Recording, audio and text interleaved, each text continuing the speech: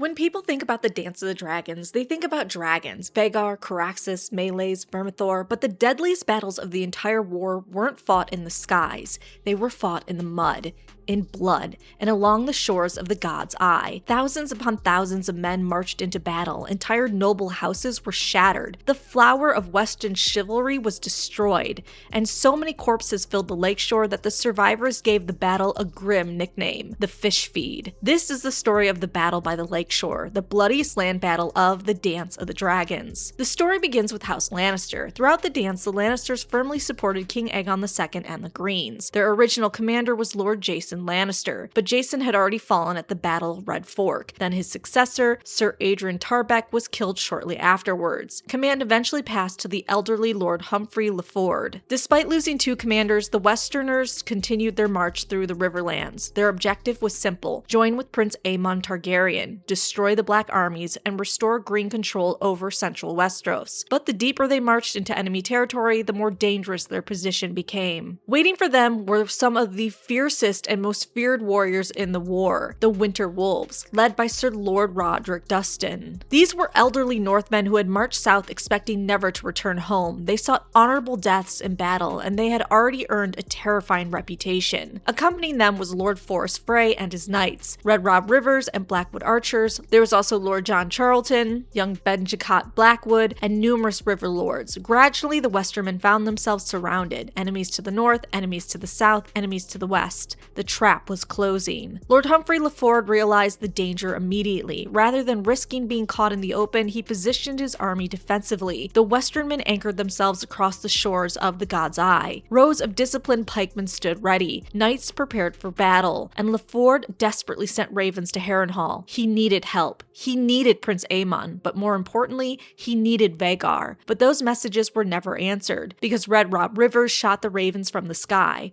one after another.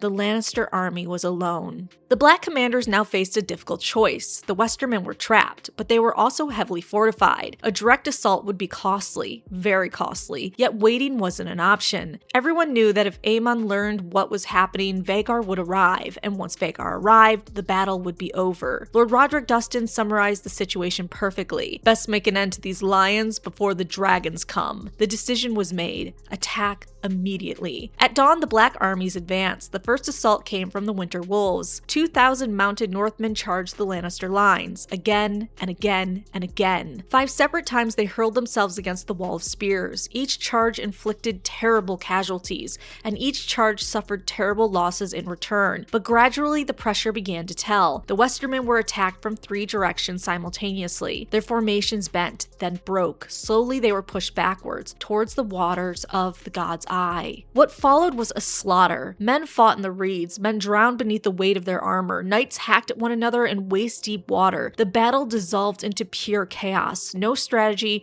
no formations, only survival. The shoreline became covered in bodies. Hundreds died in the lake itself. Hundreds more drowned trying to escape. By the end of the day, so many corpses floated in the waters of the God's Eye that the fish fed upon them. The survivors never forgot the sight, and they gave the battle its infamous nickname, the Fish Feed. The Blacks had won, but the victory came at a terrible price. Lord Forrest Frey was killed. Lord Bigglestone died. Lord John Charlton died. 2/3 of the Winter Wolves were killed or wounded. Even hardened veterans were horrified by what they had witnessed. Young Benjamin Blackwood reportedly wept at the sight of the dead. Yet the losses suffered by the Greens were even worse. Lord Humphrey Leford was dead. Lord Swift was killed. Lord Rain was killed. Claret Crackhall was killed. Sir Emery Hill was killed. The entire Lannister host was destroyed. Not defeated, destroyed. One of the largest armies fielded by the Greens simply ceased to exist. The consequences were immediate. With the Lannister army annihilated, the Westerlands laid exposed, and one man saw an opportunity. That was Dalton Greyjoy, the Red Kraken. Lord Reaper of Pike allied himself with Queen Rhaenyra, not out of loyalty, not out of principle, but because he wanted plunder. With no major army left to defend the coast, the Ironborn descended upon the Westerlands. Lannisport was sacked, villages burned, women were carried away as salt wives. The richest region in Westeros suddenly found itself defenseless, all because of what what happened at Fish Feed. The battle also transformed the war in the Riverlands. When Prince Aemon learned of the disaster, he abandoned Harrenhal. Instead of confronting the Black Army directly, he began a brutal campaign destruction atop Vhagar, burning villages, destroying castles, and waging what amounted to a dragon-backed guerrilla war. Meanwhile, Sir Criston Cole marched south, only to find himself relentlessly harassed by the surviving River Lords, the same survivors of the Fish Feed, the same battered warriors who would eventually corner him at the Butcher's Ball. Historians still debate exactly how many men died at Fish Feed. The numbers are confusing, the sources contradict one another, but one thing is clear: the casualties were staggering, perhaps tens of thousands, possibly more than any other single battle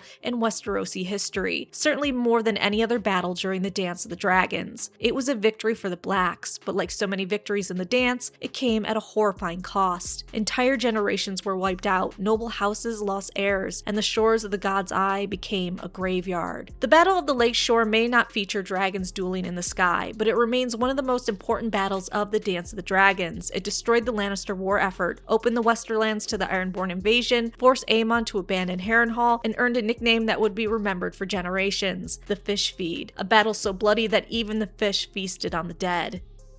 So if you enjoyed this deep dive into lore of Westeros, be sure to subscribe for more histories, battles, and legends from A World of Ice and Fire. And let me know in the comments, do you think the Fish Feed was the most devastating battle in Westerosi history?